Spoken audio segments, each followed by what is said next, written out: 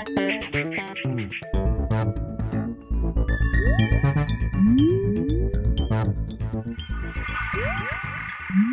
everyone, and welcome again to the Vortex. Again, no pencil and no lies and falsehoods trapping, because we're telling you about our move. Now, if you saw yesterday's piece, you heard that little preview. We said we're going to show you our chapel, our prayer room, where we gather together as an apostolate every day. Well, that room has been being prepared for the last, say 2 to 3 weeks. See, we don't keep a secret very well, do we?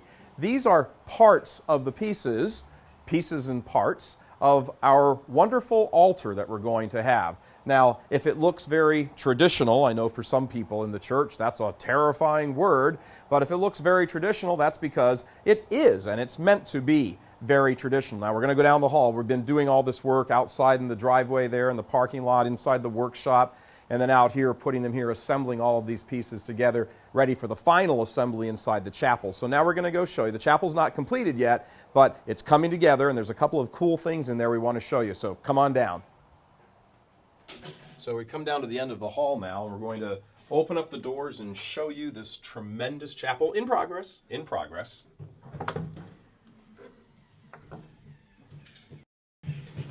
And here it is, what we consider the most beautiful chapel in the world. Well, not exactly, but it's extremely beautiful. And we have some very cool things to show you about this.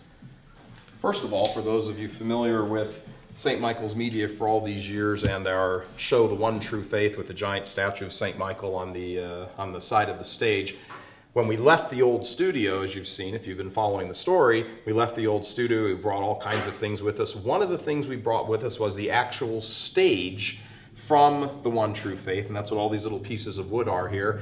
And one of the staff here thought it would be really, really very cool and very special if we use that stage for the floor, for the sanctuary floor of the chapel. And so there it is. It's obviously still construction-y looking right now, but here it is in all its naked form. Now, another wonderful thing, part of this, is that it's kind of a Catholic tradition, nothing dogmatic, but it's a nice Catholic tradition that when you're building something or when you're erecting something, you put some very sort of personal aspect of an apostolate's work in it. So right underneath the altar there, underneath it, written on the supporting wood, is the phrase, "O sweetest Jesus, please prosper the work of our hands and preserve all our souls unto everlasting life." And that's written right there on the floor. And it's kind of one of those sort of a Catholic idea of lighting a candle, that even after you've walked away, your prayer still remains. Well, it's the same thing here. The prayer of our work here at this apostolate remains even when we're not consciously thinking of it. Another wonderful, beautiful Catholic thing. Now, so as you saw out in the garage bay, all of those pieces are about a day or two away from actually being assembled here and shooting up 15 feet up to the very top of the building, up to the inside here. As you can see, Charlie showed them all the construction going around here. It's quite the mess, but this is whenever there's change, that's part of what we're involved in.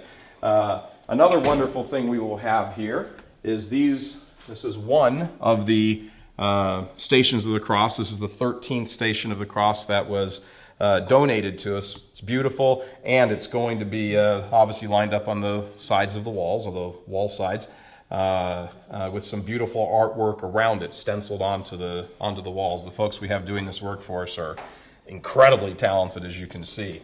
Another aspect that is worth mentioning is one of the reasons that we are spending so much time and work and effort in this particular chapel is because of what that imports, or the importance of it for the faith. The church has been so maligned recently, and so many people in the church have kind of stripped away its beauty, and they've stripped away all of the magnificence of it, that when we came here, one of the things we were absolutely determined to do was to say, we are going to have a place where we gather together as an apostolate and pray that is absolutely beautiful, that helps you elevate your mind and your heart and your thoughts to God. And so our last building, we weren't so fortunate as to be able to do that. Everything was a little loosey-goosey there, but moving in here, all of this was part of the plan right from the beginning. So when we come in here, we'll obviously have chairs and seating and all of that here, but the whole point of it is, and that's to show kind of what we're involved in here. The church militant, the church on earth, is about reestablishing and restoring everything that's good and wholesome and true and beautiful about the faith. And that always begins with the prayer life, with the liturgical life. As the old saying goes, what we believe is what we pray, or how we believe is how we pray. And that's true. And if you pray in a beautiful place and you pray in beautiful surroundings, your prayer just internally is made more beautiful. It becomes more beautiful for you. So that's part of the reason here that we're putting so much time and effort into this. Now, this is all we're going to show you until it's absolutely done, but you can certainly get the idea. Imagine the pieces out in the bay, out in the garage bay, all ready to be assembled and stacked up here, and what you're seeing right now. We would like to say, unfortunately, all of this costs money, and we're, like we said yesterday, we're about $20,000 over budget for everything.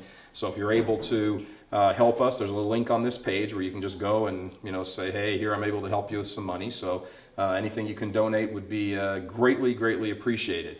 So coming to you from the chapel, it isn't quite done, but you can already see has hints of beauty all over it.